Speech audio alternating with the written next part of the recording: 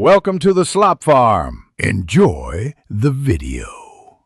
In this video, I will explain how to cook trumpet mushrooms. First, let's prepare them. Gently wipe each mushroom with a slightly damp cloth to remove any dirt or debris. You want to avoid rinsing them under water, as they can become waterlogged, which affects their texture. Trim just the very end of the stem if it feels dry or woody, leaving the rest intact for its delightful chewiness. Once cleaned, slice your trumpet mushrooms lengthwise into beautiful uniform pieces, about 1/4 inch thick.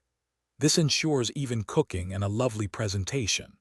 Now, heat a large skillet over medium-high heat with 1 tablespoon of your preferred cooking fat, like olive oil or butter. Place the mushroom slices in a single layer and sear them for 3 to 5 minutes per side until they develop a rich, golden brown crust. This caramelization is key to their flavor. As your mushrooms turn golden, it's time to infuse them with aromatic flavors.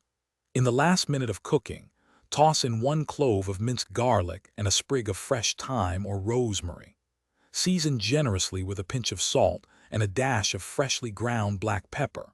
For an extra layer of depth, you can deglaze the pan with 2 tablespoons of white wine or vegetable broth, scraping up any delicious brown bits from the bottom. These perfectly cooked trumpet mushrooms are incredibly versatile. Enjoy them as a fantastic side dish alongside roasted chicken or a juicy steak.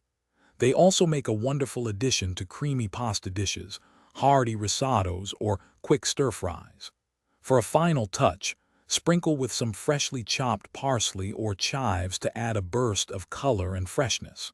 They're truly a culinary delight. Thanks for watching. Consider subscribing if we helped you today.